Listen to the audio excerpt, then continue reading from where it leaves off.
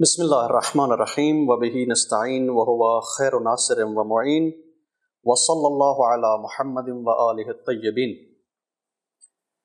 شروع رحمان پروردگار کے نام سے کہ جس نے انسان کو حکمت و معرفت سے آراستہ کرنے کی خاطر عقل جیسی نعمت سے مالا مال فرمایا۔ ہماری کلاس کا عنوان ہے علم فلسفہ۔ انشاءاللہ تبارک و تعالی خداوند عالم کی توفیقات شامل حال رہیں تو فلسفہ کے متعلق سلسلہ وار دروس کا یہ سلسلہ جاری رہے گا۔ آج ہمارا پہلا درس ہے۔ اس درس میں علم فلسفہ کا تعارف ہی پیش کیا جائے گا۔ علم فلسفہ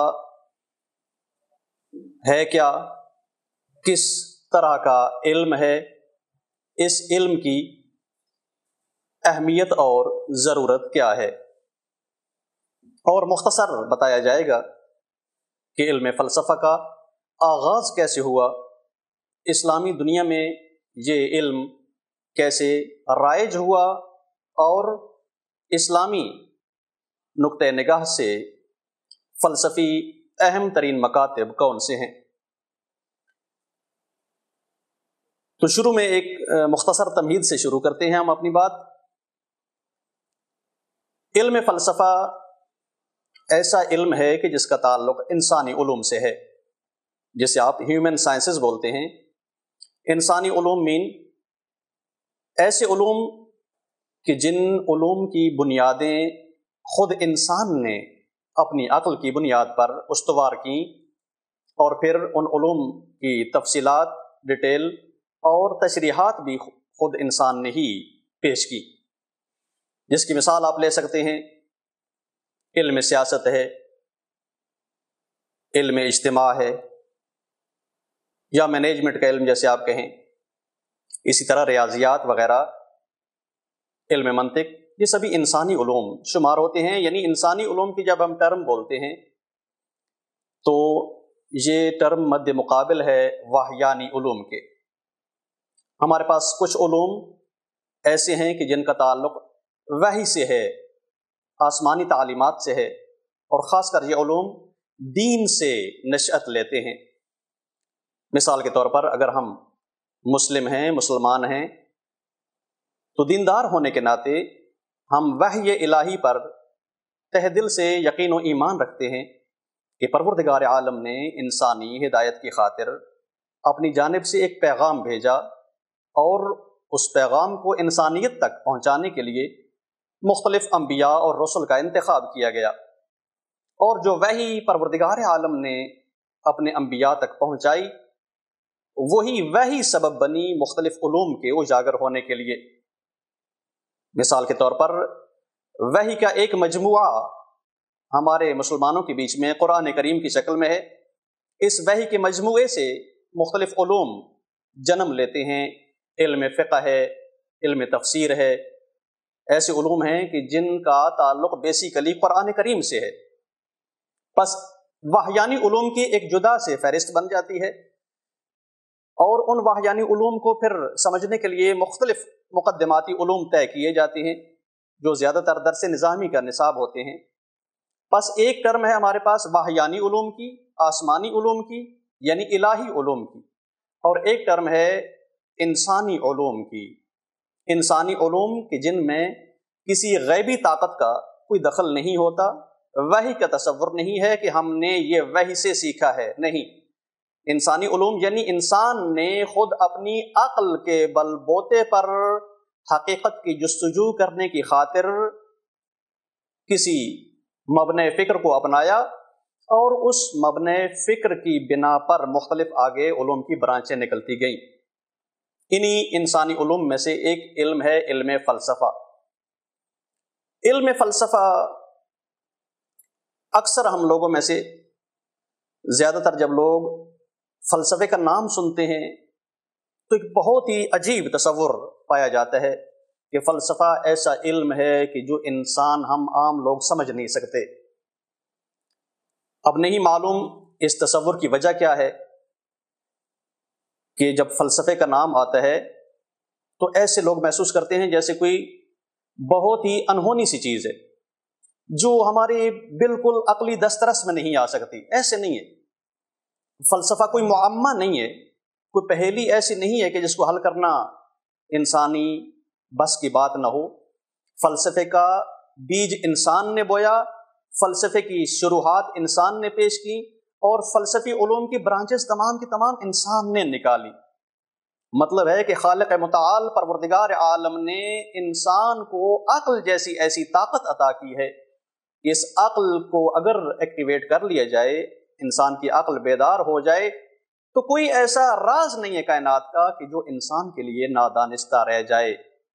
لیکن شرط یہ ہے کہ انسان عاقل ہو، عقل مند ہو. جیسے پروردگار عالم نے اس انسانی عقل پہ بہت زیادہ تاکید فرمائی ہے قرآن کریم میں بھی، کہ جب فرمایا بے شک زمینوں اور آسمانوں کی خلقت میں، دن اور رات کے بدلنے میں صاحبان عقل کے لیے نشانیاں ہیں. انسان کی عقل بہت اہم ہے، اور جس انسان کی عقل ایکٹیویٹ ہوتی ہے، بیدار ہوتی ہے، وہی انسان اپنی زندگی کے بہت سے اہم مراحل میں بہترین ڈیسیجن لے سکتا ہے. اگر عقل بیدار نہیں ہوتی تو بہت سے انسان بھٹکتے رہ جاتے ہیں، گمراہیوں کا راستہ اپناتے ہیں. عقل بیدار نہ ہونے کی وجہ سے اپنی زندگی میں آئے دن کوئی نہ کوئی غلط فیصلہ، غلط اقدامات، اور آخر میں بلیم کر دیا جاتا ہے تقدیر کو. غلطی کس کی ہوتی ہے؟ خود انسان کی غلطی ہوتی ہے کہ جو عقل پروردگار نے عطا کی تھی اسے استعمال نہیں کیا، یا عقل درست ایکٹیویٹ ہی نہیں ہوئی، کہ جس کی وجہ سے جب ہم فیصلے کرنا چاہتے ہیں غلط فیصلہ ہو جاتا ہے، اور اس کا رزلٹ جو بھگتنا پڑتا ہے کہہ دیا جاتا ہے یہ تقدیر ایسی تھی، نصیب ایسا تھا، بخت ایسا تھا. تو یہ سب ایسی چیزیں ہیں جو عقلاء کی دنیا میں فضول مانی جاتی ہیں. فلاسفہ کی دنیا میں ان چیزوں کو کوئی تصور ہی نہیں ہے. انشاءاللہ آگے اس کی علم فلسفہ کی جب اہمیت میں ڈسکس کریں گے ہم پوائنٹس کو، تو مزید اس کی ہم وضاحت کرتے ہیں. فی الحال اتنا ذہن میں رکھیں کہ علم فلسفہ کوئی ایسا علم نہیں ہے کہ جو انسان کے بس میں نہ ہو.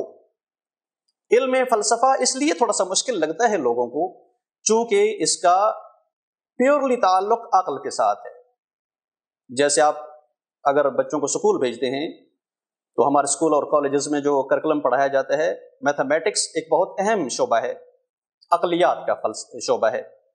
میتھ کا تعلق عقل کے ساتھ ہے، اور میتھ میں بھی اگر الجبرا دیکھ لیا جائے تو وہ تھوڑا اور ڈیپلی محنت کرنا پڑتی ہے، یعنی کوئی ذہین بچہ ہو تو اسے حل کر پاتا ہے.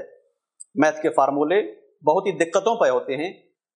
جس طرح میتھ عقلی شعبہ ہے، اسی طرح فلسفہ بھی بالکل عقلی، پیور عقلی شعبہ ہے. فلسفے میں تجربات کی بات نہیں ہوتی، فلسفے میں خیالات اور خوابوں کی بات نہیں ہوتی. فلسفے میں صرف حقائق عالم کی بات ہوتی ہے، اور فلسفہ حقیقت کی کھوج لگانے کے لیے انسان کی ایک کوشش ہے. انسان کی کوشش اس چاہتا ہے اس کائنات کی حقیقت کو سمجھے. اس کائنات میں حقائق کون کون سے ہیں، حقائق کو پہچاننے کے معیارات کون کون سے ہیں، خرافات اور حقائق میں فرق اور فاصلہ کتنا ہے. اس کائنات میں اگر جو چیزیں آپ کو نظر آتی ہیں، ہم موجودات کی بات نہ کریں کہ فلاں موجود خدا نے خلق کی، اس کی حقیقت کیا ہے، اس کی حقیقت کیا ہے، نہیں، ہم ٹوٹلی 3-4 چیزیں مد نظر رکھتے ہیں، اور وہ 3-4 چیزیں ہی انسان کی زندگی کا ٹوٹلی پرسپیکٹو بدل دیتی ہیں. کائنات کی حقیقت کیا ہے، انسانی زندگی کی حقیقت کیا ہے، انسانی کمال اور سعادت کا اصلی کانسیپٹ کیا ہے، اور انسانی کمال و سعادت کو پا لینے کا راستہ کیا ہے. یہ بہت ہی بیسک سوالات ہیں، اور انہی سوالات کے حل کرنے کے لیے فلسفے کا آغاز ہوا. پس علم فلسفہ کی اہمیت میں پہلا پوائنٹ یہ نوٹ کر لیں کہ علم فلسفہ تمام انسانی علوم میں سے اعلیٰ اور اشرف علم ہے. انسانی علوم میں سے یہ یاد رکھیں آپ کہ جب ہم نے انسانی علوم کہا تو واہیانی علوم اس پہ ایک سائڈ پہ ہو جائیں گے. واہیانی علوم کا تعلق چونکہ وحی پروردگار کے ساتھ ہے تو وہ عظیم تر ہے، وہ اس فلسفے سے عظیم ترین چیز ہے. چونکہ اس کا نزول عرش اور آسمانوں سے ہوتا ہے، اللہ تعالیٰ کی جانب سے ہے، تو اللہ تعالیٰ کی حکمت ہر صورت میں انسانی عقل سے بہت ہی کامل ہے، قابل مقایسہ نہیں ہے۔ لیکن جب انسانی علوم کی بات کریں ہم، سیاسیات کی، اقتصادیات کی، مدیریت کی، سیاسیات کی، منطق کی، تو ان انسانی علوم میں اعلیٰ و اشرف علم فلسفہ ہے۔ اعلیٰ و اشرف کیوں ہے؟ چونکہ واحد وہ علم ہے کہ جو انسان کی نقطۂ نگاہ کو بدل کے رکھ دیتا ہے۔ بیسیکلی ہم دیکھیں تو جب کائنات کی حقیقت کے بارے میں بات کی جائے تو ہمارے پاس دو ازم بنتے ہیں، دو مکتب بنتے ہیں، ایک ہے الہی جہان بینی اور ایک ہے مادی جہان بینی۔ الہی نقطۂ نظر سے دیکھنے والا ایک مومن انسان ہمیشہ کائنات کو خلقت مانتا ہے، یعنی تصور کائنات، ایسا تصور کائنات کہ جس کی بیس ایک خالق حکیم کے وجود پر ہے، کہ یہ کائنات خلقت ہے، اس کو خلق کرنے والا حکیم پروردگار ہے، علیم و قدیر ہے۔ یہ الہی جہان بینی ہے۔ الہی جہان بینی میں اس کائنات کی جب خلقت ہوتی ہے تو یہ کائنات کی خلقت بیہودہ نہیں ہے، کسی مقصد کے تحت ہے، اور وہ مقصد بھی خالق متعین کرتا ہے اس کائنات کو خلق کرنے کا میرا مقصد کیا ہے۔ یہ الہی جہان بینی ہے۔ اس کے مد مقابل دوسری جانب مادی جہان بینی ہے، جسے ہم میٹریلزم بولتے ہیں۔ ان کی نقطۂ نظر سے کائنات صرف اور صرف مادے میں خلاصہ ہوتی ہے۔ مادے سے ہٹ کر کائنات کا کوئی اور رخ اور روپ نہیں ہے۔ علل و اسباب کائنات میں پائی جاتی ہیں، لیکن وہ علل و اسباب صرف مادی شرائط کا نام ہے۔ یہ مادی نقطہ نگاہ ہے کہ انشاءاللہ ڈیٹیل سے اس پہ بات بعد میں ہوگی۔ فی الحال یہ بتانا ہے کہ فلسفہ انسان کو تصور کائنات لینے میں مدد کرتا ہے، اور جیسے انسان کا تصور کائنات بیسیکلی بن جائے، اسی مطابق ہم لوگ اپنی زندگی کو سنوارنے کا پھر قانون اور لائحہ عمل تیار کرتے ہیں۔ اسی پہ تھوڑی سی اگر غور کریں کہ اگر نگاہ انسان کی یہی ہو کہ کائنات صرف مادے کا نام ہے، جیسے قرآن کریم نے قدیم زمانے کے دہریوں کے بارے میں یوں فرمایا کہ ان کا کہنا تھا کہ کوئی نہیں ہے خالق، ہمارا خلق کرنے والا، ما یہلکنا الا الدہر، ہم تو زمانے میں آتے ہیں، زمانے کی کشتی پہ سوار کرتے ہلاک ہو جاتے ہیں، مٹی راکھ ہو جاتے ہیں، اور دوبارہ ہمارا اٹھایا جانا قابل تصور نہیں ہے۔ میٹریلزم میں ٹوٹلی یہی فکر ہے کہ ہم مادے سے جنم پاتے ہیں، مادی شرائط ہمیں جوان کرتی ہیں، ارتقاء پاتے ہوئے کمال پاتے ہیں، اور پھر مادے نے ہی ہمیں ہضم کر جانا ہے، ہم نے ختم ہو جانا ہے۔ اب جس شخص کا نقطۂ نظر یہ ہو کہ ہم بس مادے سے جنم لے کر مادے میں ہی ختم ہو جائیں گے، آگے کوئی اخروی زندگی کا تصور نہیں ہے، اس شخص نے اپنی پریکٹیکل لائف میں کیا عمل انجام دینا ہے؟ جس شخص کا یہ نظریہ ہو کہ بس ہم نے مر کے ختم ہو جانا ہے، اسے آپ کیا سمجھا پائیں گے کہ کوئی آخرت بھی ہے، کوئی آخرت میں سزا جزا بھی ہے، آخرت میں کوئی حساب کتاب ہوگا؟ وہ نہیں سمجھے گا۔ اس کی بیس اس بات پہ ہے کہ مادے سے بڑھ کر کوئی وجود کا تصور نہیں ہے۔ لیکن جس شخص کا تصور یہ ہو کہ مادہ صرف ظاہری حجاب ہے اور عالم مادہ کے پیچھے بہت ہی وسیع عالم غیب ہے، جب اسے آپ مانیں فرشتوں کی شکل میں ہو، فرشتوں کے اوپر روح القدس کے وجود میں ہو، روح القدس کے اوپر اس کا خالق پروردگار ہو، یا اس مادے کے بعد جو انسانی زندگی کو درپیش عالم آخرت ہے، اس سے اگر ثابت کر لیا جائے کہ عالم آخرت میں کوئی حساب کتاب ہوگا، کوئی سزا جزا کا کانسیپٹ پایا جاتا ہے، کوئی جنت جہنم ہے، کوئی انسانی کمال کا تصور ہے، تو پھر ایسے الہی نگاہ رکھنے والے شخص کا جینا اور رہن سہن میٹریلزم سے بالکل مختلف ہوگا۔ اس شخص نے اپنی زندگی میں جینے کے لیے ایسی ویلیوز اپنانی ہیں کہ جو انسانی کمال سے ریلیٹ کرتی ہوں، وہ انسانی کمال کہ جو اس انسان کو اپنے پروردگار کے قریب کرتا جائے، تو بس زاویہ نگاہ بدلتا ہے بیس سے، فنڈامنٹل سے، اور فنڈامنٹلز کے بارے میں تحقیق کرنا اور آ کر انسان کو کنونس کرنا، قانع کرنا، یہ فلسفے کا مقصد ہے۔ اس لیے اعلیٰ اور اشرف علم ہے، چونکہ جس راستے سے انسان کو معرفتی سیر و سفر کرواتے ہوئے فلسفے نے انسان کو ادراک و شعور دینا ہے، ایسا ادراک و شعور کوئی انسانی علم نہیں دے سکتا۔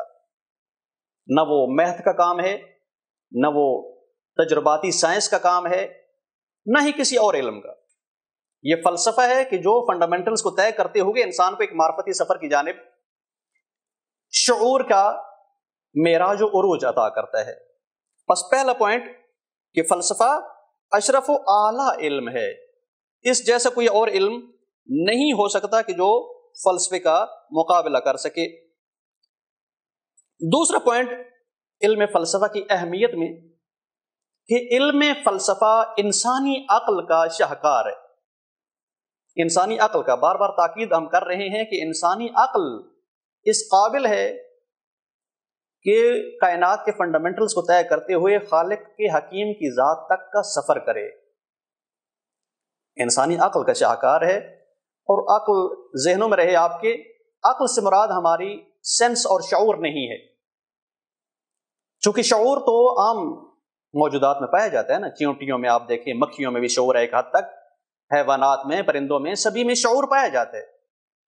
اپنی ذات کا شعور کہ ہم زندہ ہیں، اپنی زندگی کی ضروریات کا شعور کہ ہم نے اپنی ضروریات زندگی کیسے پوری کرنی ہے، کیسے خطرات سے نمٹنا ہے، یہ شعور ہے۔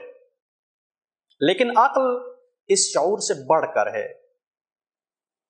عام زندہ موجودات کا شعور یہ نہیں طے کر پاتا کہ اس کائنات کے اوپر کچھ قوانین حکم فرما ہیں، مگر انسانی عقل یہ طے کرتی ہے۔ انسانی عقل قوانین کشف کرتی ہے۔ انسانی عقل تجزیہ اور تحلیل کرتے ہوئے نئی دنیا آباد کرنا چاہتی ہے۔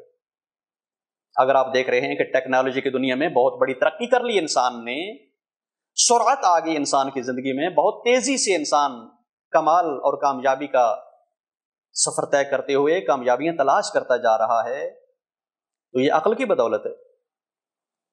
عقل نے نیچر پر حکم فرما قوانین کشف کیے، اور ان قوانین کو استعمال کرتے ہوئے نئی دنیا ایجاد کرنے کی تلاش کر رہے انسان، اور یہ بھی فلسفے کا کمال ہے۔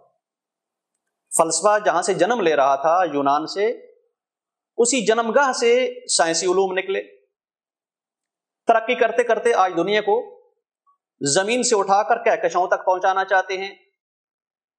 شروع میں انسان زمین پہ تلاش کر رہا تھا حقیقت کیا ہے، زندگی کا کھوج لگاتے ہوئے کہ حقیقت پانی میں ہے یا آگ میں ہے یا ہوا میں ہے یا کسی نامرئی عنصر میں ہے۔ مگر اب سائنس کی اور ٹیکنالوجی کی ایجادات اور ترقیاتی منصوبوں میں انسان اب زمینی سیارے سے نکل کر کہکشاؤں میں جھانک رہا ہے، گلیکسیز کا سفر کرنے کا سوچ رہا ہے۔ کس بنا پر؟ عقل کے کشف شدہ قوانین کی روشنی میں۔ عقل اتنی طاقتور ہے، اتنی طاقتور ہے عقل، کہ جس عقل کی بنا پر خالق نے انسان کو اپنا خلیفہ بنا دیا، اور اگر انسان اپنے خالق کو بھول جائے تو یہی عقل انسان کو خالق کے مقابلے میں بھی کھڑا کر دیتی ہے۔ جب ترقی کرتا جاتا ہے انسان اور کامیابیاں حاصل کرنا شروع کر دیتا ہے، مگر توجہ اپنے خالق کی جانب نہیں ہوتی، تو پھر کہتا ہے فرعون کی طرح انا ربکم الاعلی، ربوبیت کرنا میرا کام ہے، پھر سپر پاور ہونے کے دعوے دار بن جاتا ہے انسان۔ کب کہ جب عقل کا استعمال اپنی انتہا کو پہنچے مگر توجہ اپنے خالق سے ہٹ جائے، تو پھر یہ انسان فرعونی مزاج بن جاتا ہے۔ یعنی عقل بہت طاقتور ہے، بہت طاقتور ہے عقل، ہر طرح کے کشف کا راستہ فراہم کرتی ہے عقل۔ آپ بالکل یوں سمجھیں کہ ایک اندھیری تاریک رات میں سفر کرتے ہوئے اگر آپ کے ہاتھ میں ایک چھوٹا سا چراغ ہو کہ جس چراغ کی مدد سے آپ اندھیری تاریک رات میں ہر طرح کے مشکل سفر کو عبور کر لیں، تو اس وقت آپ سمجھ سکتے ہیں کہ چراغ کی قدر و قیمت کیا ہے۔ اس دنیا میں انسان کے پاس عقل وہی چراغ ہے، اگر احادیث نبی کریم صلی اللہ علیہ وآلہ وسلم اور اہل بیت اطہار کی احادیث میں آپ جا کر عقل کی اہمیت تھوڑا سا سرچ کریں تو وہاں پر عقل کو باطنی رسول کہا گیا ہے، کہ جس طرح رسول کا کام ہدایت کرنا ہے، عقل کا کام ہدایت کرنا ہے اور راستے دکھانا ہے۔ اور اسی عقل کا ایک شاہکار ہے فلسفہ۔ فلسفہ اس انسان کو سمجھ آتا ہے جو عقل مند ہو، اور پھر عقل مند لوگ فلسفے کی نظریات کی کھوج لگاتے ہوئے علم و تہذیب و تمدن کی بنیادیں ڈالتے ہیں۔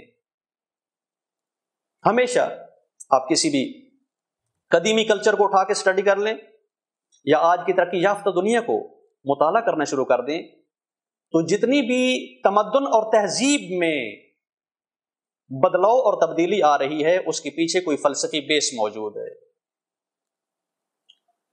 وہ مثبت بھی ہو سکتی ہے تہذیب، منفی بھی ہو سکتی ہے۔ اگر پازیٹیو آپ تہذیب دیکھتے ہیں، یونانیوں کی ہے، رومیوں کی ہے، مصریوں کی ہے، ایرانیوں کی ہے۔ اگر نیگیٹو تہذیب دیکھتے ہیں تو جتنی ترقی آتی جا رہی ہے انسانیت اتنی ہی سقوط کرتی جا رہی ہے، وہ ہے امریکہ کی تہذیب۔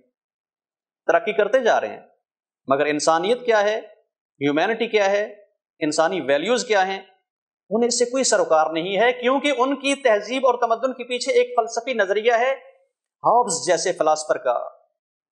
ہابز نے کہا انسان کی حقیقت ایک بھیڑیے سے بڑھ کر نہیں ہے، یعنی جیسے بھیڑیا درندہ ہے اپنا نفع اور مفادات حاصل کرنے کے لیے کہیں پر بھی حملہ کر سکتا ہے، اسے کوئی پرواہ نہیں، انسان زیادہ سے زیادہ ہابز کے مطابق ایک درندہ بھیڑیا ہے، اور اسی فکر اور تھاٹ پہ پورا امریکہ کا نظام کھڑا ہے کہ غریب کمزور اقوام سے اپنے مفادات چھین لو۔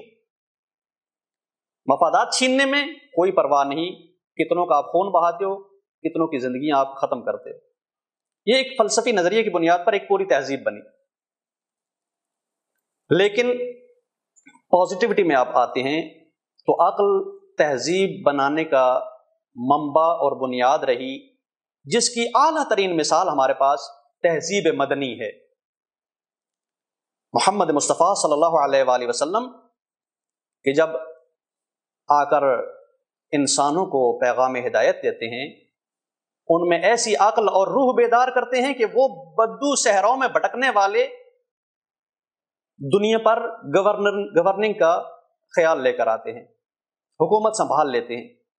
جن عربوں کو ہم کہا جاتا ہے ہماری زبان میں کہ وہ بدو تھے، فلاں تھے، انہی بدوؤں میں ایسی روح پھونکی اس پیغمبر آسمانی نے کہ اس روح کی بدولت وہی انسانیت کے اس معراج پہ پہنچے کہ ہر شخص وہاں پہ ہمیں اس قابل نظر آتا ہے کہ گورننگ کر سکے، دنیا کو حکومت چلا سکے دنیا پر۔ یہ عقل کا کمال ہے کہ جس طرح اگر آپ جملہ پڑھتے ہیں امام علی علیہ السلام کا نہج البلاغہ کے پہلے خطبے میں کوڈ ہوا ہے کہ اللہ تعالیٰ نے انبیاء کو بھیجا تاکہ عقلوں کو آشکار کیا جائے۔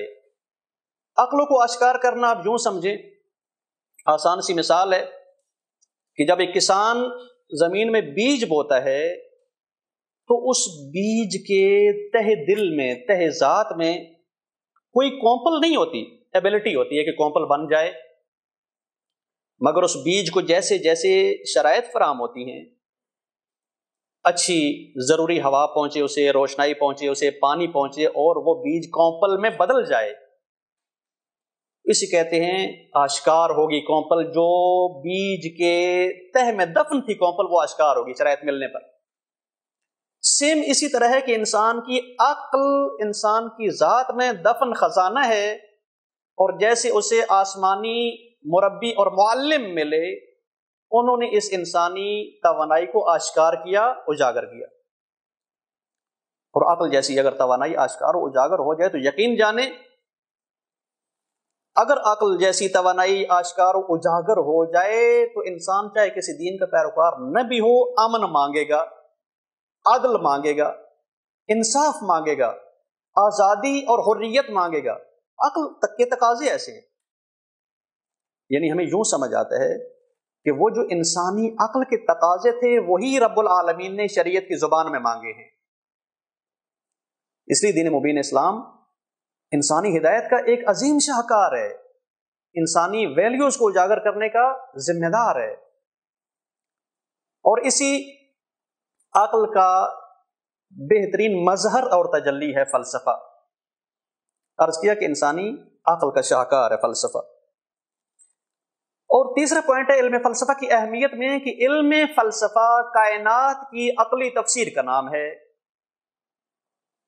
اب دیکھتے ہیں نا، مختلف آپ کے پاس سائنسی علومز ہیں، علم کیمیا ہے جی، فارمولوں کا علم ہے، مختلف کیمیکل فارمولے سکھائے جاتے ہیں۔ علم بیالوجی ہے، حیاتیات کے متعلق، زندگی کی کھوج کے متعلق، زندگی کی ساری ڈیٹیل حیاتیات میں، بیالوجی میں بیان کی جاتی ہے۔ لیکن بیالوجی صرف حیات کے متعلق بات کرے گا کہ پہلی زندگی کا آغاز کہاں سے ہوا، پودوں میں زندگی کیسے بڑھتی ہے، جانوروں میں زندگی کیسے بڑھتی ہے، شرائط زندگی کیسی ہوتی ہیں، صرف زندگی کو لے کر۔ لیکن فلسفہ ایسے نہیں کہ کسی صرف ایک چیز کو، ایک پہلو کو لے کر بات کرے کہ زندگی کیا ہے۔ فلسفہ جنرلی طور پر کائنات کی حقیقت پہ بات کرتا ہے، اور اس میں بیچ میں محور اور مدار انسان کی ذات ہے۔ ایک جانب آپ فرض کریں انسان کھڑا ہے، اور اس انسان کے سامنے ایک بہت وسیع کائنات ہے۔ اس کائنات میں ایک دفعہ دیکھتے ہیں کہ ہمارے پاؤں کے نیچے جو بچھونا زمین کا بچھا ہے یہ کیا ہے، اس زمین سے اگنے والی ہریالی کیا ہے، اس زمین کا انوائرمنٹ کیسا ہے، اس زمین سے باہر جب ہم جانتے ہیں ستاروں کے اور سیاروں کے منظومے کیا ہیں، کہکشاؤں اور یونیورسز کی ترکیب اور نظم کیا ہے۔ بہت وسیع پرسپیکٹو دیتا ہے علم فلسفہ انسان کو۔ اور افسوس سے یہ کہنا پڑتا ہے کہ ہماری سرزمین پر اس علم فلسفہ کا کوئی رجحان کسی کو نہیں ہے، چونکہ اس زمین پہ بسنے والا انسان اپنی روزمرہ کی ضروریات زندگی میں ایسے غرق ہو چکا ہے کہ اسے ضرورت ہی محسوس نہیں ہوتی کہ کائنات کی حقیقت کی کھوج تو لگائیں۔ اسے ضرورت ہی محسوس نہیں ہوتی کہ انسان کی سعادت و کمال کیا ہے۔ اسے ضرورت محسوس ہی نہیں ہوئی کہ اصلی حسن و جمال کیا ہے، جس کا شیدائی ہو کر انسان کسی راز کائنات کو پہچاننے کی کوشش کرے۔ اور شاید یہی وجہ ہے کہ جب عقلی علوم سے بر صغیر والے دوری اپنا چکے تو کبھی بھی یہاں پر استقلال کا جذبہ پیدا نہیں ہو کہ اپنے پاؤں پہ کھڑے ہوں۔ عقلی علوم سے دوری اپنانے کی وجہ سے کبھی جذبہ نہیں پیدا ہوا بر صغیر والوں میں کہ ہم بھی ترقی کرتے ہوئے دنیا سے آگے چلے جائیں۔ نہیں، بیس نہیں ہے نا، بیس نہیں ہے۔ جو یورپین اور امریکن ٹیکنالوجی میں، سائنس میں ترقی کرتے جا رہے ہیں، ان کے پیچھے کوئی بیس ہے، کوئی مبنا ہے۔ ہم لوگوں میں تو کوئی مبنا نہیں ہے نا۔ جس دین کے بھی ماننے والے ہیں، وہ دین نے جو مبنا دیا تھا اس مبنا کو بھی چھوڑ کے ہم نے یورپین راستے اپنانا شروع کر دیے، تعلیم میں بھی، سیاسیات میں بھی، بزنس میں بھی، ہر جگہ پہ جا کے ان کا چہرہ دیکھ رہے ہیں کہ وہ بھلا کیا کرنا چاہ رہے ہیں، ان کا راستہ کیا ہے کامیابی اور ترقی کا۔ وہ جو شاعر مشرق اور ایک حکیم فیلسوف و عارف اقبال کا تصور ہے خودی کا، کہ ہم نے اپنی خودی کھو ڈالی اور بیگانوں میں جب اپنے آپ کو جا کے ڈھونڈنا جب شروع کیا تو پھر ہر چیز ہم نے گنوا دی اپنی۔ نہ اسلامی ہمارا وقار باقی رہا، نہ ہمارا مشرقی ہونے کی تہذیب باقی رہی۔ بہت سی چیزیں تھیں کہ جو ہماری مشرقی اقدار میں شامل تھیں، مگر جیسے جیسے ہم نے رجحان پکڑا ویسٹرن کلچر کو دیکھنے کا، ان کی ترقیوں میں اپنے آپ کو ضم کرنے کا، بہت سی اقدار اور ویلیوز ہم سے چھوٹ گئیں۔ جبکہ اگر بیس میں ہمارا فلسفہ ہوتا، عقلانیت ہوتی، تو یہ نقصانات آج ہم نے نہیں دیکھنے تھے اپنی سرزمین پر۔ ہماری سرزمین پر امن نہیں ہے۔ آپ کو واضح، ہر انسان مسلمان پاکستانی جانتا ہے کہ پاکستانی سرزمین امن کی سرزمین نہیں ہے۔ فتنہ، فساد، قتل و غارت، تفرقہ، ہر بیماری یہاں پہ پائی جاتی ہے، چونکہ عقلانیت نہیں ہے نا۔ اللہ تبارک و تعالیٰ نے فرمایا ان شر الدواب عند اللہ الذین لا یعقلون، شرور ترین، شرارت انگیز ترین موجودات وہ ہیں کہ جو عقل استعمال نہیں کرتے۔ اب ایک جانب اور عجیب و غریب ایک آیت اور بھی ہے قرآن مجید کی، یجعل الرجس علی الذین لا یعقلون، کہ جو عقل استعمال نہیں کرتے ان پر خدا رجس ڈالتا ہے، ان کا وجود نجاستوں کا مرکز ہوتا ہے۔ ہر فحاشی فتنے فساد کا وہ گڑھ بن جاتا ہے، چاہے ایک انسان ہو، چاہے ایک پوری سوسائٹی ہو، چاہے ایک پورا وطن ہو۔ جہاں پہ عقلانیت نہیں ہوتی وہاں پہ مشکلات بڑھنا شروع ہو جاتی ہیں۔ تو عقلانیت کو ترویج کرنے کے لیے فلسفہ بہت اہم ہے، اور چونکہ عقلانیت انسان کو تمام حیوانات سے جدا کرتی ہے، اور فلسفہ ہی وہ واحد علم ہے کہ جو عقلانیت کو بیدار کر سکتا ہے۔ اب دیکھیں نا، آپ عام طور پہ اگر آپ ایکسرسائز کرنے کے شوقین ہوں، کبھی آپ جم میں جانا چاہیں اور باڈی بلڈنگ کرنا چاہیں، تو باڈی بلڈر بننے کے لیے آپ کو ویٹ اٹھانا پڑیں گے، ایک خاص ایکسرسائز کرنا پڑے گی جس میں آپ کے مسلز بہترین مضبوط ہو جاتے ہیں۔ اسی طرح جیسے آپ کے باڈی کو مضبوط کرنے کے لیے ویٹ آپ اٹھاتے ہیں اور ایکسرسائز کرتے ہیں، یوں ہی عقل کو مضبوط کرنے کے لیے، عقل کو طاقتور بنانے کے لیے علم فلسفہ ہے۔ عقل کسی بھی اور کسی دینی، آپ چاہے آپ سمجھے ممکن ایک جسارت ہو، اہل دین و دیانت کی نظر میں ممکن ہے جسارت والے الفاظ ہوں، کہ اگر دین بھی عقل سے جدا ہو تو انسان کو کوئی شعور و ترقی نہیں دیتا۔ اگر دین عقل سے ہٹ کر ہو، تعصب دیتا ہے، کینہ دیتا ہے، خود غرضی دیتا ہے، جمود دیتا ہے، عقلی طور پہ بند ڈبے آپ کہہ لیں، اور ایسی قوموں میں پھر کبھی امن بحال نہیں ہوتا، فساد رہتا ہے، فرقہ واریت رہتی ہے، چونکہ عقلانیت نہیں ہے۔ اور چوتھا پوائنٹ اسی علم فلسفہ کی اہمیت میں، چونکہ علم فلسفہ انسانی عقل کا شاہکار ہے، تو یہ علم فلسفہ کل انسانیت کی کامن ڈائلاگ کی زبان ہے۔ اگر آپ چاہیں کرسچن سے آپ نے بات کرنی ہے، کرسچنز کو ہیومن ویلیوز سکھانی ہے آپ نے، تو قرآن کا ریفرنس دے کے آپ نہیں سکھا پائیں گے کرسچن کو، کیونکہ وہ بائبل کو مانتا ہے، قرآن کو نہیں مانتا۔ جوش کو آپ سکھانا چاہیں ہیومن ویلیوز، تو آپ اپنا ریفرنس نہیں دیں گے قرآن اور حدیث رسول کو، کیونکہ وہ تو مانتا نہیں ان چیزوں کو۔ اور اس سے بہت ہی بڑھ کر جو ابھی ایک تھریٹ آیا ہوا ہے انسانیت میں، ایتھیزم کا، ایتھیسٹوں کا، کہ جو بالکل خدا کے وجود کو نہیں مانتے، ان لوگوں کے ساتھ آپ ڈائلاگ نہیں کر سکتے دینی زبان میں۔ ایک ایتھیسٹ اعتراض کرتا ہے مذہبی بولنا سے، سوال کرتا ہے تمہارا خدا کہاں ہے؟ مذہبی عالم دین اسے کہتا ہے جی میرا قرآن کہتا ہے تمہارا خدا ہے۔ ایتھیسٹ بولتا ہے تمہیں کہاں سے معلوم کہ قرآن صحیح کہتا ہے؟ یہ تو وہ کتاب ہے جو 1400 سال پہلے آئی۔ اب مسلمان بیچارہ کہتا ہے کہ میرے جو نبی پہ کلام آیا وہ تو جھوٹ نہیں ہو سکتا ہے۔ ایتھیسٹ بولتا ہے کہ جو تمہارا نبی ہے میں اسے مانتا نہیں ہوں۔ تو یعنی وہ جو آپ کے مخالف سوچ اور نظریہ فکر رکھنے والا ہے، اس کو آپ اپنی مذہبی اور دینی ٹیکسٹ سے کنونس نہیں کر پاتے۔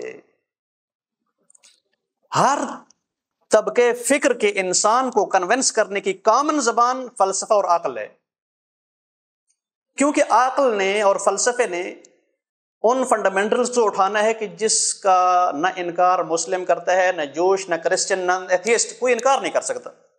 فار ایگزامپل، ایک انسان ہونے کے ناطے جب ایک کائنات میں آپ زندگی بسر کر رہے ہیں تو آپ دیکھ رہے ہیں اس کائنات میں دن بدن تبدیلیاں رونما ہو رہی ہیں۔ کائنات میں رونما ہونے والی تبدیلیوں کا ثبوت آپ کو نہ قرآن سے چاہیے، نہ بائبل سے چاہیے، نہ تورات سے چاہیے۔ انسانی عقل اس چیز کا مشاہدہ کر رہی ہے کہ کائنات بدل رہی ہے۔ کائنات میں رونما ہونے والی تبدیلیاں یہ بتاتی ہیں کہ کائنات نے جس طرح ہر روز آئے دن بدل رہی ہے، فنا کی جانب جا رہی ہے اور فنا ہونے، اور جو چیز ہر وقت بدل رہی ہو اور فنا کی جانب گامزن ہو وہ خود سے برقرار نہیں رہ سکتی۔ ایک مثال، ہلکی سی مثال لے لیں آپ، کہ اگر ایک سائیکل کا ویل آپ اسے حرکت دینا شروع کریں، پیڈل سائیکل کے لانا شروع کریں، ویل چلنا شروع ہو جائے گا۔ آپ ہلا رہے ہیں وہ چل رہا ہے، جیسے ہی آپ نے پیڈل سے ہاتھ ہٹانا ہے وہ ویل رک جائے گا۔ یعنی ایک چیز کی جو بدل رہی تھی آپ کی دخالت کی وجہ سے، جیسے آپ نے ہاتھ اٹھایا اس کا بدلاؤ رک جاتا ہے، ختم ہو جاتی ہے حرکت، سیم اسی طرح ہے۔ ریشنل آرگیومنٹ کی لینگویج میں آسانی سے کہا جا سکتا ہے کہ کائنات میں آئے دن تبدیلیاں رونما ہو رہی ہیں، اور ان تبدیلیاں رونما ہونے کے باوجود جب یہ کائنات برقرار ہے تو ضرور کسی کا ہاتھ ہے جو اسے برقرار رکھے ہوئے ہے۔ ایک عقلی زبان کی بات ہے، کسی دین کا اس سے تعلق نہیں ہے۔ بس عقلی زبان، فلسفی زبان آپ کی انسانی کامن زبان ہے۔ فلسفے کے علاوہ آپ کہیں دین کامن زبان ہو، نہیں ہو سکتا۔ دین صرف دینداروں کے لیے زبان ہے۔ آپ کہیں تصوف، عرفان، باطنی گہرائی، غیب کے مکاشفے، شہود، یہ کامن زبان نہیں ہو سکتی کہ اس راستے میں بہت کم اولیاء جاتے ہیں۔ سائنسی زبان کامن نہیں ہو سکتی کہ سائنسی زبان کو وہی سمجھتا ہے کہ جو تجربے اور آبزرویشن سے گزرا ہے۔ واحد کامن ڈائلاگ کے لیے جو زبان مسلم ہے، جس کا انکار نہیں کیا جا سکتا، وہ فلسفہ اور عقل ہے۔ اور اگر فلسفی مبانی ہاتھ میں ہو انسان کے، تو پھر جہاں کہیں پر دین کے مخالف کو جواب دینا ہوتا ہے، بڑے ٹھہراؤ کے ساتھ، آرام، پیار و محبت کے ساتھ اپنا آرگیو پیش کر دیا جاتا ہے، آرگومنٹ بھی دے دیا جاتا ہے۔ الجھتے نہیں ہیں عقلاء، جھگڑتے نہیں ہیں عقلاء۔ یعنی اب یقین جانے کہ جب کسی مخالف کا آپ پر اعتراض آئے اور آپ سٹپٹا جائیں، الجھ جائیں، لڑنے جھگڑنے پہ آ جائیں، تو یعنی عقل کی کمی تھی۔ عقل سٹرانگ ہوتی، اپنا آرگیو پیش کرتی، تو سامنے والا کنونس ہو جاتا۔ اس کی میں ایک چھوٹی سی مثال آپ کو دیتے جاؤں۔ زمانے قدیم میں ایک دہریہ تھا، امام صادق علیہ السلام کے زمانے میں، جس کا نام ہے ابن ابی الاوجاع۔ ایتھیسٹ، زندیق آپ اسے بولیں، دہریہ بولیں، ملحد بولیں۔ اس نے مسلمانوں پہ اعتراض کرنا شروع کیا کہ یہ جو کعبے کے سائیڈ میں طواف کرتے ہو، چکر لگاتے ہو، کیا فائدہ ہے اس کا؟ یہ نمازی پڑھتے ہو، اوپر نیچے ہو کر خدا کو پتہ نہیں کیا دکھاتے ہو، کہاں ہے تمہارا خدا؟ مر جاؤ گے، مٹی ہو جائے گے، آخرت میں کوئی حساب کتاب نہیں ہے، پتہ نہیں کس لیے تم عبادتیں کرتے ہو۔ یہی ابن ابی الاوجاع اسی طرح کے اعتراض لے کر امام صادق علیہ السلام کے پاس آتا ہے۔ امام صادق علیہ السلام نے بڑے پیارے انداز میں 2 جملوں میں سے جواب دے دیا۔ کہا، ابن ابی الاوجاع، اگر حقیقت اسی طرح سے ہو جیسے تم کہتے ہو، کوئی خدا نہیں، کوئی آخرت نہیں، تو پھر مرنے کے بعد تو اور میں برابر ہو جائیں گے، مٹی ہو جائیں گے نا۔ بقول اگر تمہارا عقیدہ یہ ہے کہ کوئی خدا نہیں، کوئی عذاب نہیں ہے، کوئی حساب کتاب نہیں ہے، تم عبادت نہیں کرتے، ہم عبادت کرتے ہیں، اگر نظریہ تمہارا ٹھیک ہو تو مرنے کے بعد ہم سیم ہو جائیں گے، کوئی پریشانی کی بات نہیں ہے۔ اس نے کہا جی ایسی ہے۔ دوسرا جملہ امام صادق علیہ السلام نے فرمایا، ابن ابی الاوجاع، اگر حقیقت ایسے ہو جیسے ہم مسلمان مانتے ہیں، تو کیا کرے گا؟ نقصان کسے ہوگا؟ انسان نیچرلی اپنا نفع چاہتا ہے نا، کمال چاہتا ہے، نقصان سے بچنا چاہتا ہے۔ اس جواب کو سنتے ہی ابن ابی الاوجاع کی زبان پہ سکوت آ گیا، سوچنے لگ گیا کہ اگر واقعی ایسی ہو کہ ہمارے مرنے کے بعد کوئی آخرت کی خبر ہوئی، اگر ہمارے مرنے کے بعد حساب کتاب ہوا، تو جو مسلمان عبادتیں کر رہے ہیں وہ تو نجات پا جائیں گے، اور جو میں منکر ہوں عبادات کا، مجھے نقصان ہو جائے گا۔ لاجیکلی انسان ایسے ہے کہ عقلی بات پہ کنونس ہونا پڑتا ہے۔ پھر جی علم فلسفہ کی اہمیت میں، علم فلسفہ کو ام العلوم کہا جاتا ہے۔ علم فلسفہ وہ بیس ہے، علوم کی آغوش ہے کہ باقی تمام علوم اسی آغوش سے آگے چلتے ہیں۔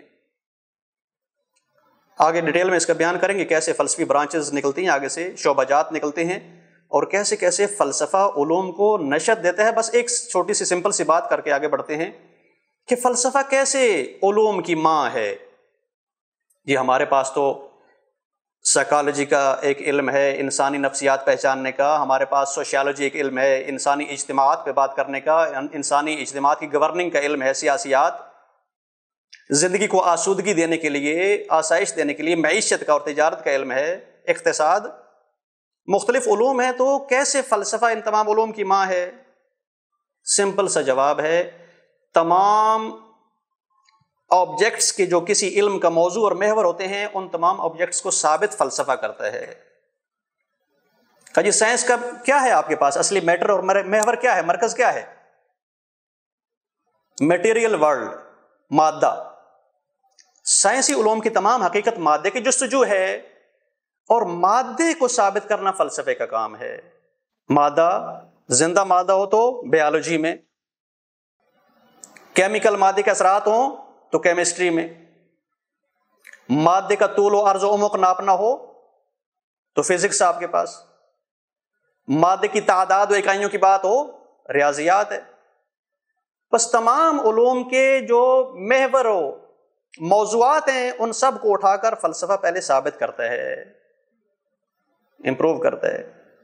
اس لیے ام العلوم ہے، حتیٰ یہاں تک کہ دین کو بھی قبول کرنے کا مقدمہ فلسفہ دیتا ہے آپ کو۔ دینی علم نہیں ہے کہ آپ کہیں کہ ایک نبی نے آ کر فلسفہ پڑھایا ہو، نہیں، لیکن دین کو ایکسپٹ کرنے کا مقدمہ فلسفہ فراہم کرتا ہے۔ فلسفہ بتائے گا جی اس کائنات کا کوئی خالق ہونا چاہیے، فلسفہ آپ کو بتائے گا کہ جو خالق ہے وہ حکیم ہے، فلسفہ آپ کو بتائے گا جو حکیم خالق ہے اس نے کائنات کو بغیر مقصد کے پیدا نہیں کیا۔ جب یہ چیزیں ثابت کر لے گا فلسفہ، اب آپ کو رہنمائی کرے گا دین کی جانب کہ آئیں بسم اللہ آپ دین کو قبول کریں، چونکہ دین خالق کا پیغام ہے۔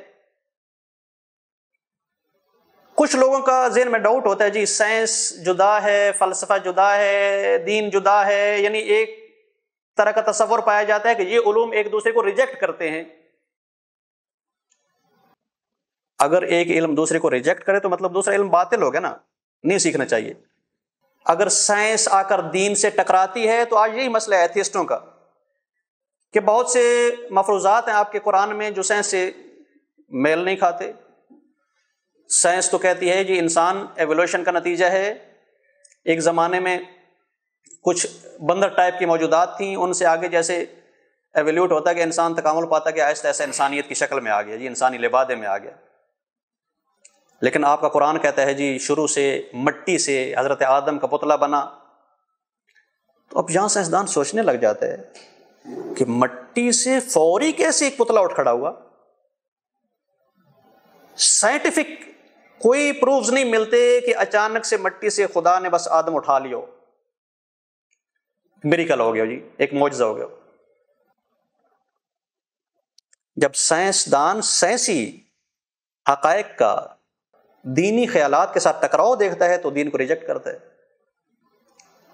یہی سچویشن تھی رنیسانس کے زمانے میں، عصر تجدد میں، جب قرون وسطیٰ میں عیسائیوں کے کچھ اپنے اعتقادات تھے جی انجیل کی بنا پر۔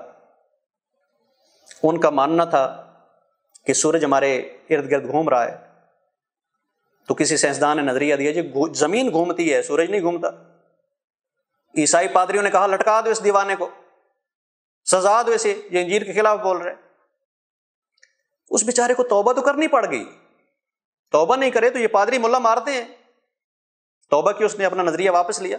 مگر کچھ عرصے کے بعد اس کے بعد آنے والے سائنسدانوں نے دیکھا کہ اگر ہم نے اس مسیحیت کو ماننا ہے، پادری کو ماننا ہے، تو سائنسی ترقی رک جائے گی۔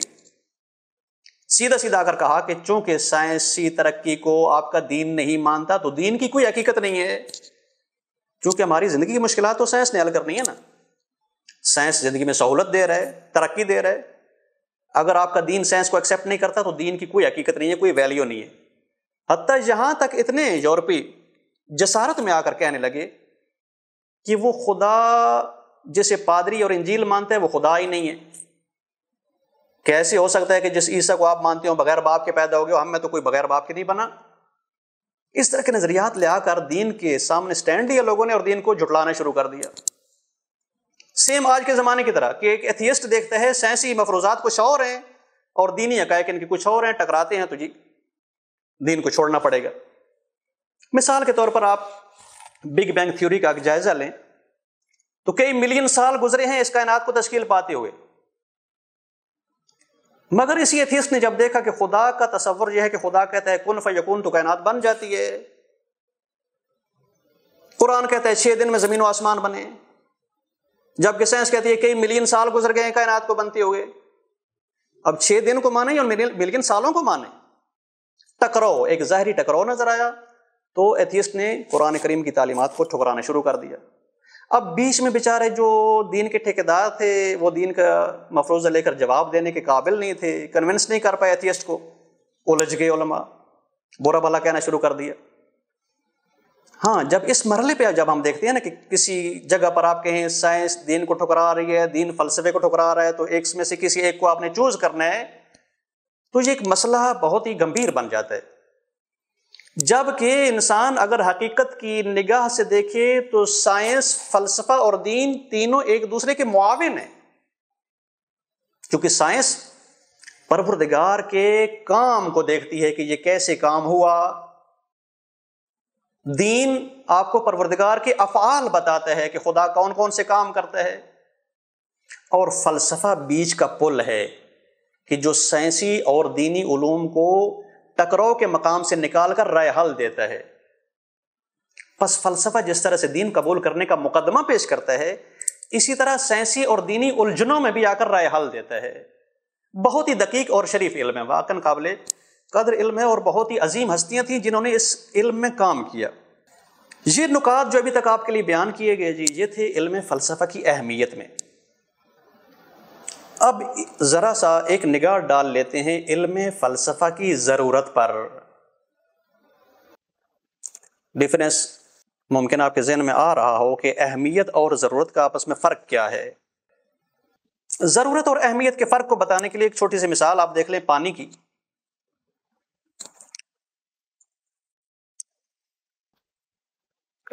پانی پروردگار نے ہر زندہ موجود کی زندگی کے لیے لازم قرار دیا، حتیٰ قرآن کریم میں بھی فرمایا وَجَعَلْنَا مِنَ الْمَاءِ كُلَّ شَيْءٍ حَيٍّ، ہم نے ہر شے کی زندگی کا دار و مدار پانی پہ رکھا ہے، پانی ہی زندگی کا وسیلہ ہے۔ بس یہ بیسک نیڈ ہے پانی کی، زندگی بچانے کے لیے پانی بیس ہے۔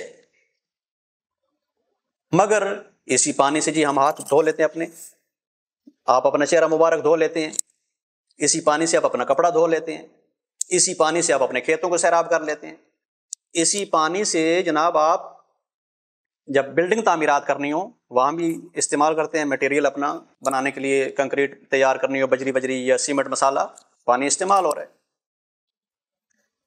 بس جو اس کی پانی کی بیسک اہمیت ہے وہ ہے ہماری زندگی کی بقا، یہ ہے پانی کی ضرورت، اور جو اضافی اس سے ہم فائدے رہ رہے ہیں وہ اہمیت میں شامل ہو جائیں گے۔ اسی طرح فلسفے کی اہمیت یہ ہے کہ فلسفے کے فوائد کیا ہیں، اور ایک ہے فلسفے کی ضرورت کہ یعنی اگر ہمارے پاس فلسفہ نہ ہو تو نقصان کیا ہوگا۔ فلسفے کی ضرورت ہے حقیقت کا کھوج لگانے میں، حقیقت کا کھوج لگانا یہ فلسفی ضرورت ہے۔ آپ کو شاید یاد ہو اپنے بارے میں، اگر آپ سوچیں کہ جب آپ لوگ 4 یا 5 سال کے تھے اور ایک نئی چیز آپ کی آنکھوں کے سامنے آتی تھی اور اپنے ماں باپ سے پوچھتے تھے اماں یہ کیا ہے، اپنے ڈیڈ سے پوچھتے تھے بابا یہ کیا ہے، بس یہ کیا ہے، یہ کیا ہے کا راز جاننا انسانی نیچر میں بچپن سے شامل ہے، اور مرتے دم تک یہ جذبہ ہر انسان کے پاس رہتا ہے۔ یہ کیا ہے جی، ہر سامنے آنے والی نئی چیز پر اٹھایا جانے والا سوال یہ بتاتا ہے کہ حقیقت کی کھوج لگانا انسان کی فطرت کا تقاضا ہے، اور اس فطری کھوج پہ آپ بند نہیں لگا سکتے، اس پہ آپ تالے نہیں لگا سکتے۔ فطری کھوج کا جب آپ جواب دیں گے تب ہماری فطرت سیراب ہوگی۔ پس حقیقت کی کھوج لگانا انسان کی فطرت کا تقاضا ہے، اور اس فطری تقاضے کو پورا کرنا فلسفے کا کام ہے۔ فلسفے سے دور جائیں گے، عقلانیت سے دور جائیں گے تو حقیقت سے آپ دور ہوتے چلے جائیں گے، حقیقت سے دور ہوتے چلے جائیں گے۔ بہت سادہ سی پیاری ہماری روزمرہ کی مثال، اگر ہم ہیں انسان ایز اے ہیومن بینگ تو ہماری ہیومینٹی کچھ ویلیوز ہیں۔ ہیومینٹی ویلیوز میں آپ کسی کا دکھ اپنا دکھ سمجھتے ہیں، آپ کسی ضرورت مند کی مدد کرنے میں اپنا سکون سمجھتے ہیں، آپ اپنے بڑوں کی عزت اور قدر و حیا جانتے ہیں، یہ ہیومنز ویلیو ہیں۔ لیکن ہمارے سوشل میڈیا پہ آپ چلے جائیں یا عام ڈراموں فلموں میں آپ دیکھ لیں کہ یہ ابھی ہیومن ویلیوز کم ہوتی جا رہی ہیں، دیکھے دکھاوے کی زندگی آ گئی ہے۔ انڈین کلچر میں جی ہم نے جینا ہے، لباس کیسے پہننا ہے؟ اللہ تعالیٰ نے فرمایا لباس تمہارے ستر کے لیے ہے، تمہارے خفیہ اعضاء چھپانے کے لیے. لیکن انڈین اور ویسٹرن کلچر کا لباس کیسے ہے؟ اعضاء کو نمایاں کرنے کے لیے ہے، فحاشی کو ترویج دینے کے لیے.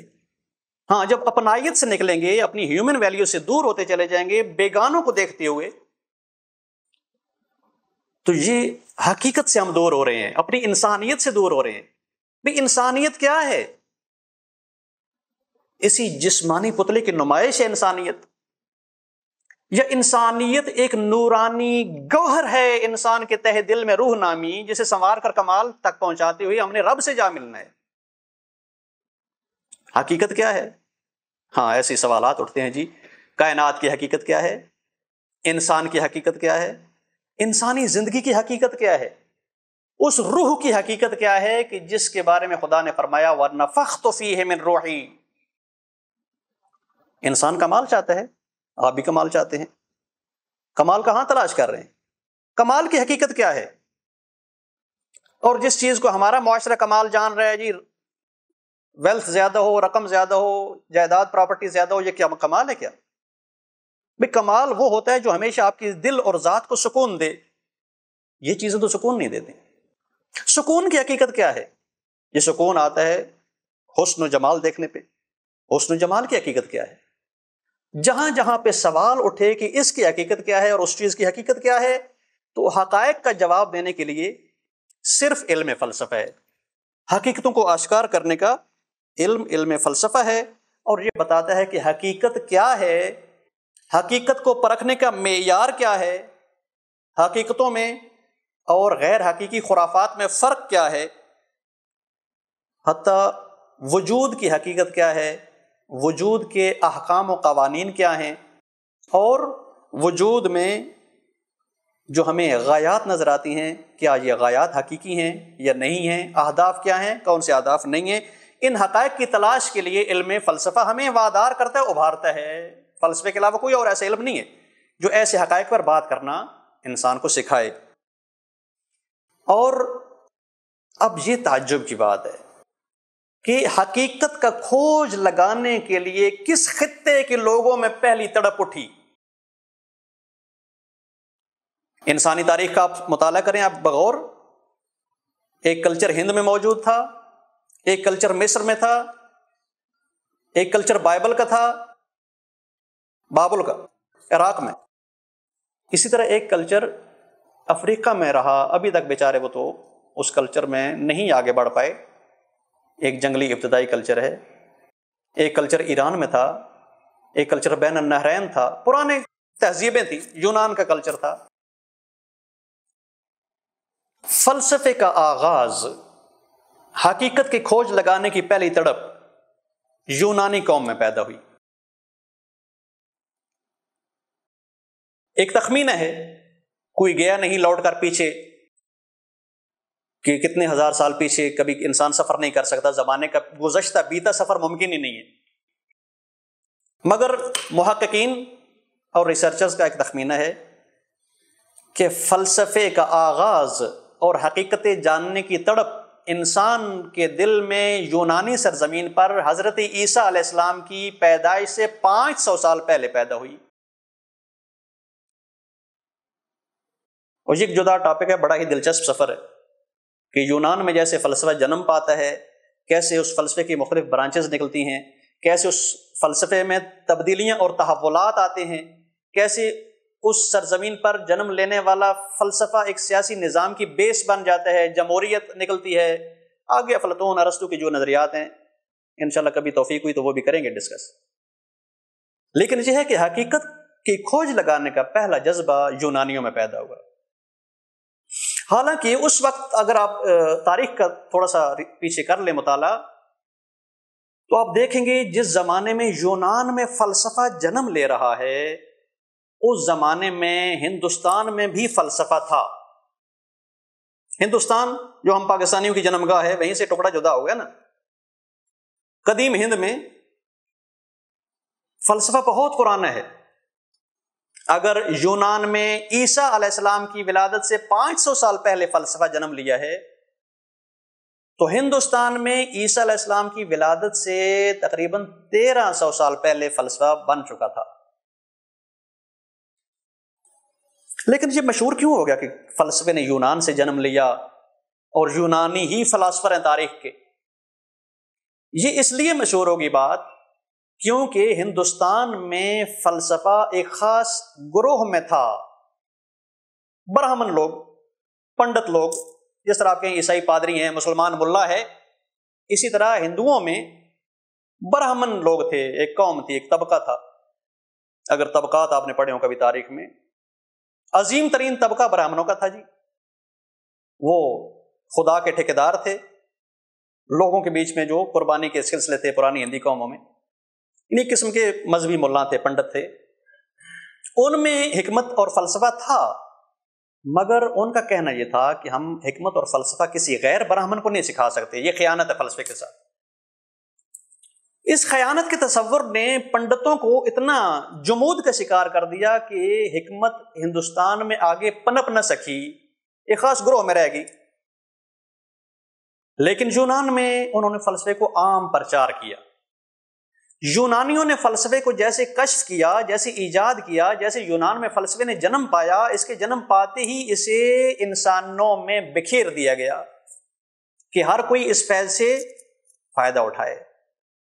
اور یونانی قوم تہذیب میں کیا کہنے، ان کی پرانی تہذیب دیکھیں آپ، ٹھیک ہے مشرک تھے، اس کے ہمارا سروکار نہیں ہے، انسانی ویلیوز میں، اخلاق میں بہت آگے تھے لوگ، سیاست میں بڑے کامیاب تھے.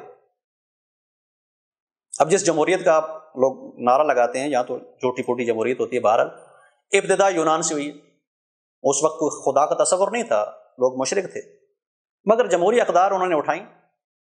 حتیٰ اسکندر مقدونی بہت بڑا فاتح ہے سرزمین کا، زمینوں کا، ایشیا تک آیا یونان سے اٹھ کر قبضے کرتا ہوا.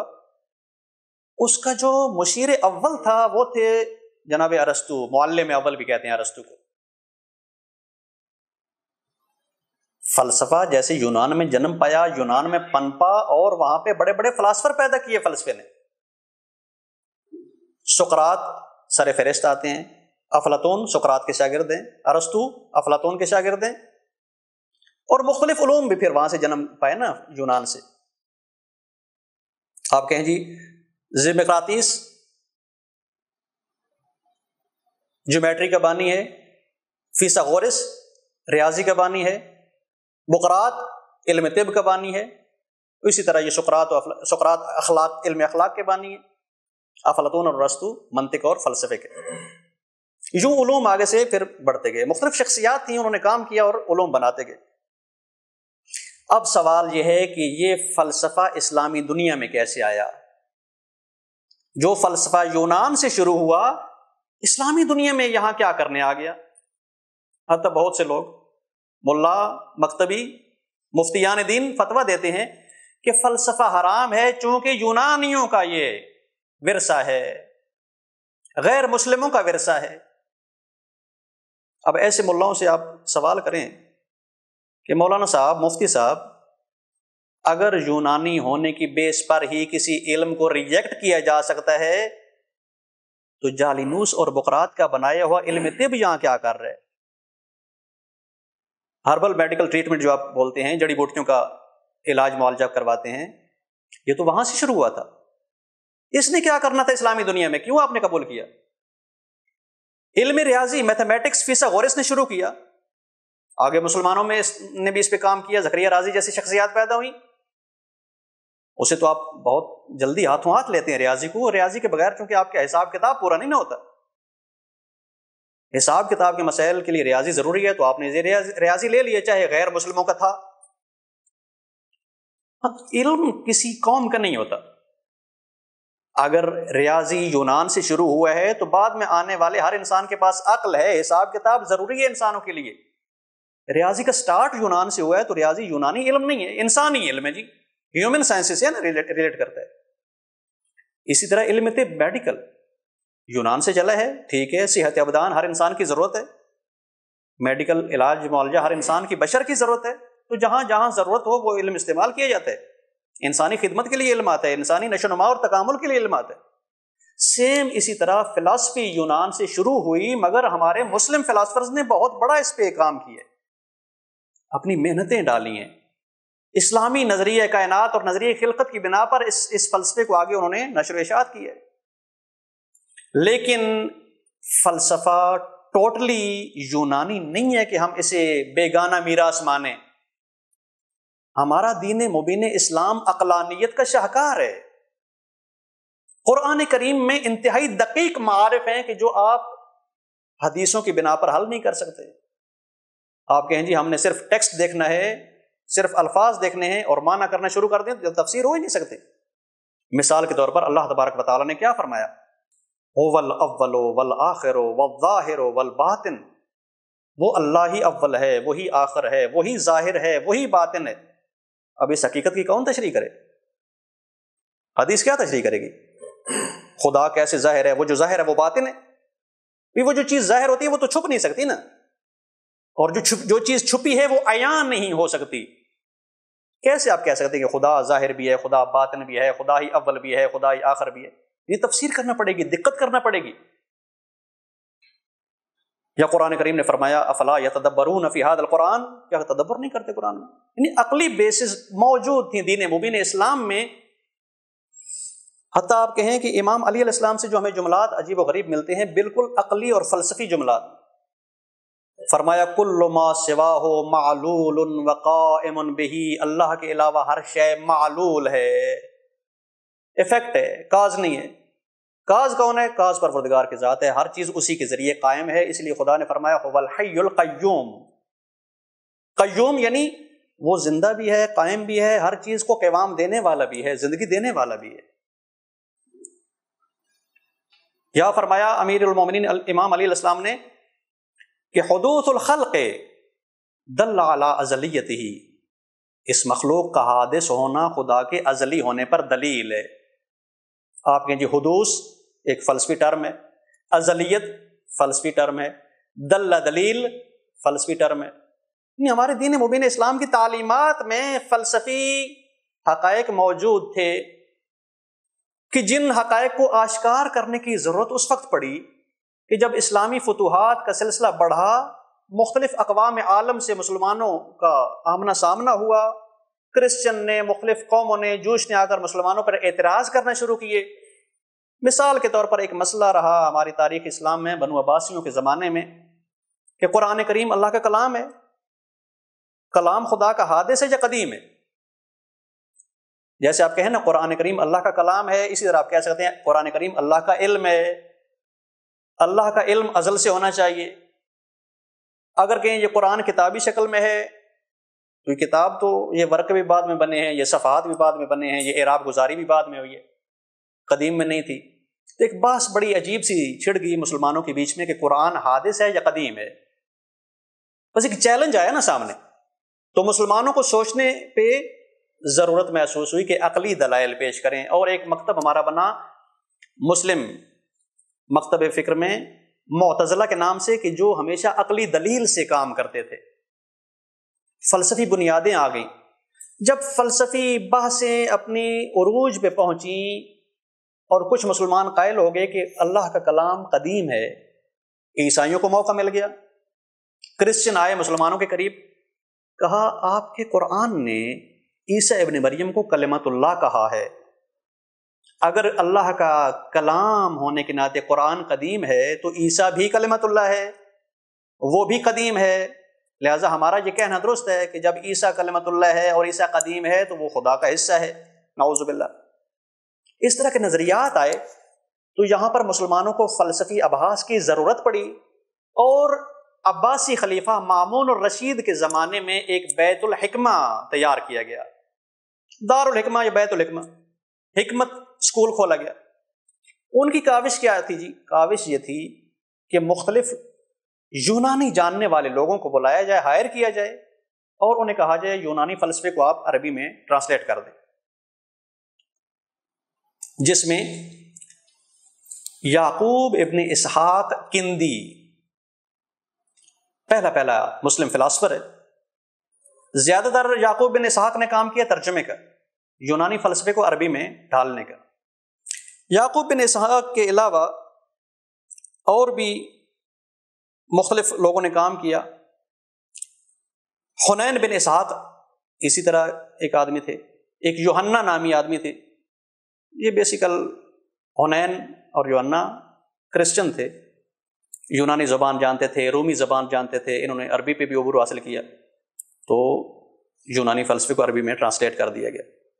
لیکن جب یونانی فلسفہ عربی زبان میں ٹرانسلیٹ ہو چکا تو ایک بہت ہی نامور شخصیت، میں نے اپنے الفاظ کے بیچ میں ایک اشارہ کیا کہ یونانی فلسفے کا اہم ترین فرد ارسطو معلم اول کہا جاتا ہے. معلم اول، پہلا وہ معلم کہ جس نے انسانی عقل کو بیدار کرنے کا علم تیار کیا.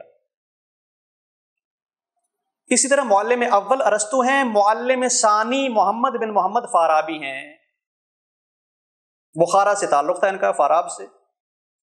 فارابی نے یونانی ٹرانسلیٹڈ فلسفے کو اسلامی بنیادوں پہ تشریح کرنا شروع کیا. پہلا مسلم فلاسفر اگر دیکھا جائے تو وہ جناب فارابی ہیں. فارابی نے بڑی دقتوں سے فلسفے کو اپنے اسلامی تعلیمات کے ساتھ یکجان کیا. جو نظریہ کائنات، تصور خلقت قرآن نے پیش کیا، اسی تصور خلقت کی بنا پر علل و اسباب کی بحث مطرح کرتے ہوئے جناب فارابی نے ایک اسلامی رنگ چڑھایا فلسفے پر. اور فارابی کے بعد جو اہم ترین بہت ہی ماہر شخصیت گزرے ہمارے فلاسفرز میں، بو علی سینا کا نام آپ نے سنا ہوگا.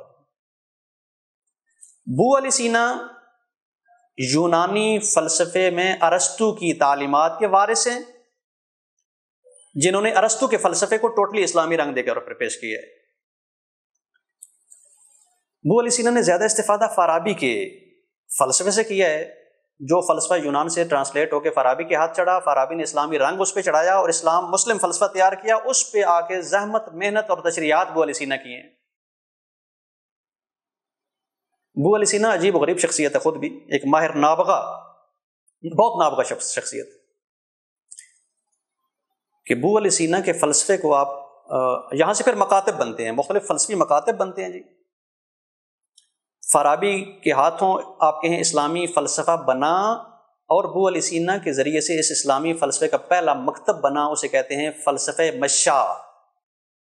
مشا عربی زبان کا لفظ ہے. مش یعنی چلنے کو کہتے ہیں.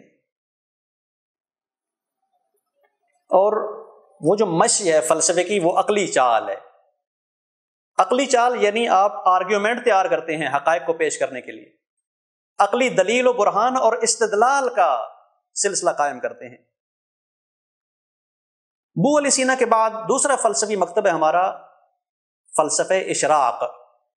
شیخ یحییٰ شہاب الدین سہروردی، بہت عظیم فلاسفر گزرے ہیں ہمارے.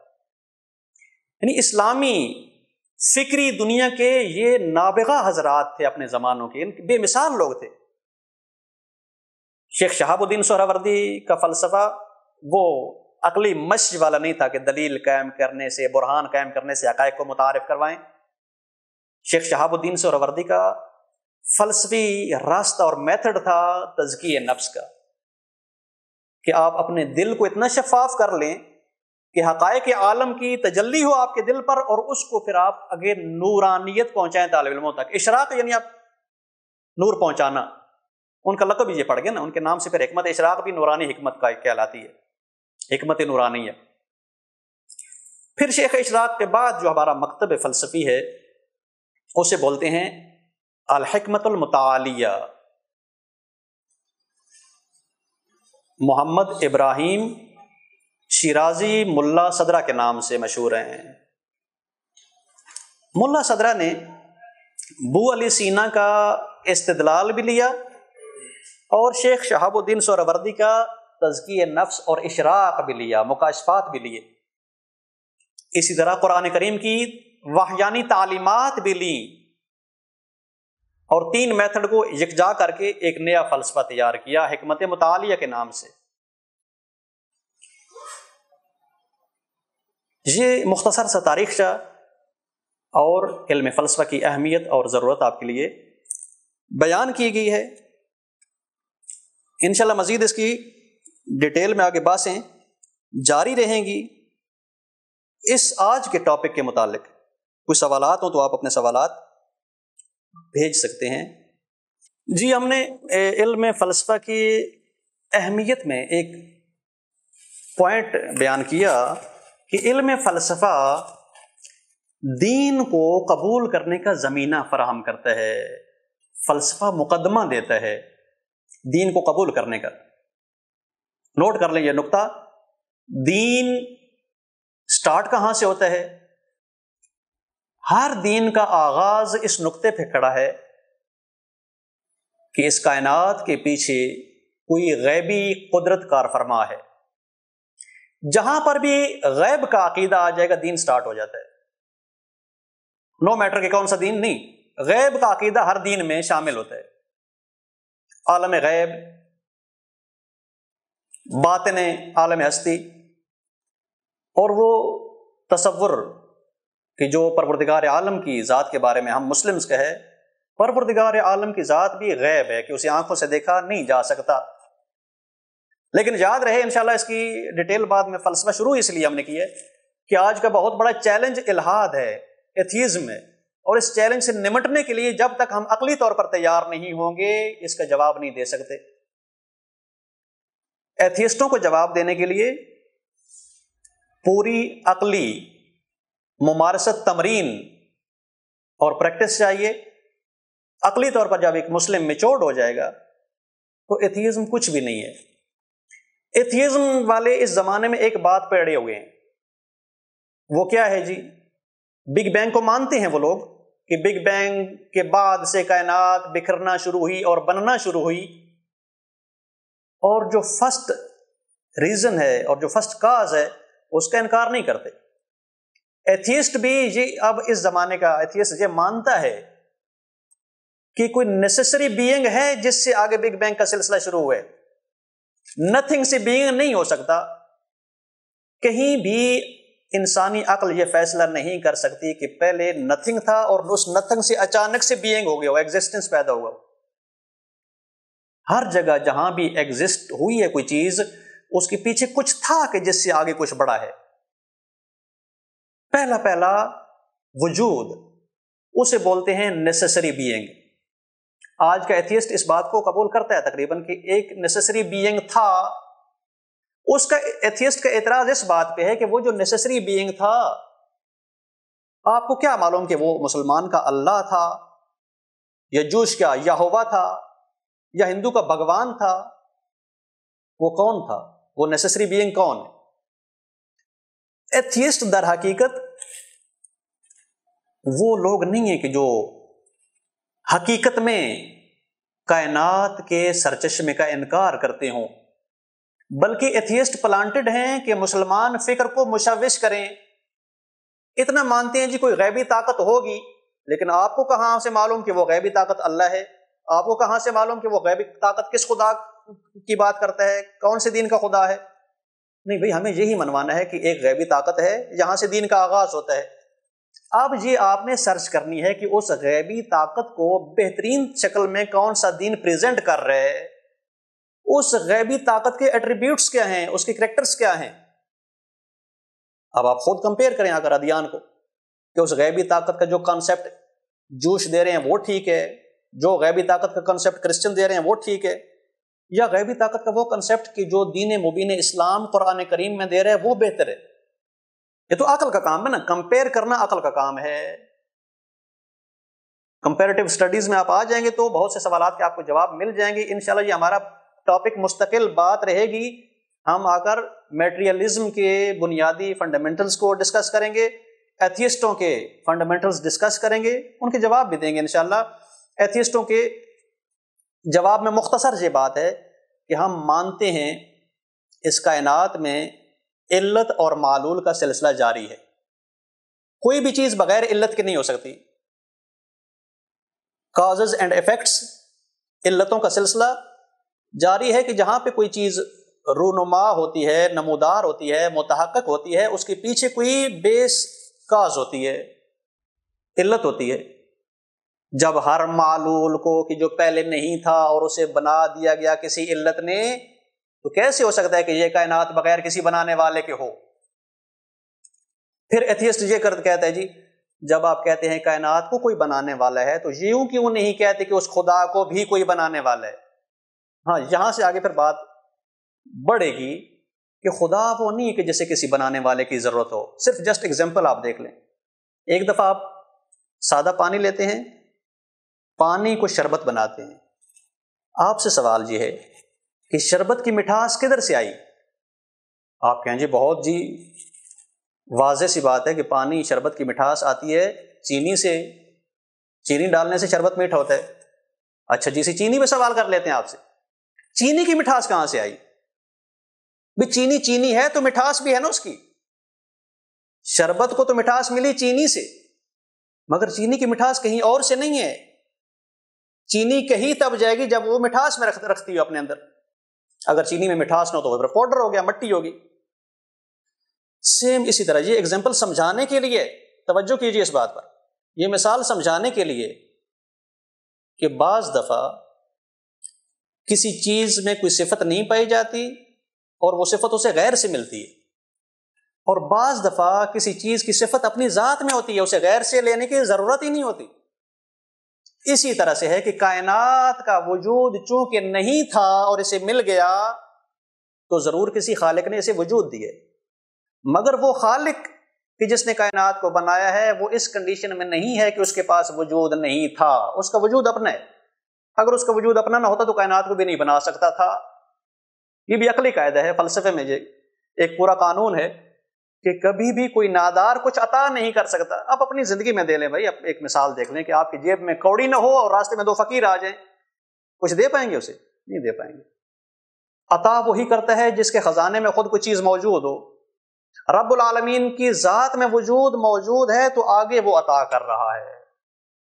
جس طرح ایک مقناطیس ہے نا، مقناطیس میں ایک کشش پائی جاتی ہے، لوہے کو کھینچ لیتا ہے، لیکن اسی مقناطیس کے ساتھ آپ ایک اور لوہا ٹچ کر لیں تو وہ دوسرا لوہا جو آپ نے رگڑا مقناطیس کے ساتھ، وہ لوہا بھی چھوٹے چھوٹے کیل اٹھانا شروع کر دیتا ہے۔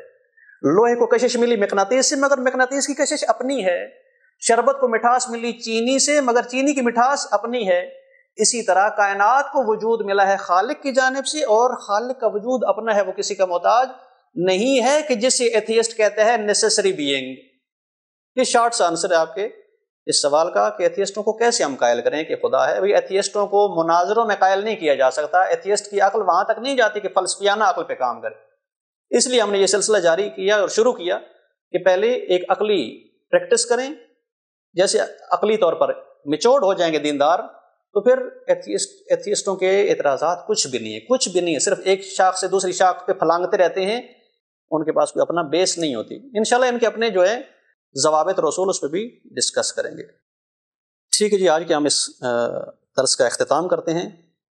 والسلام علیکم ورحمۃ اللہ وبرکاتہ۔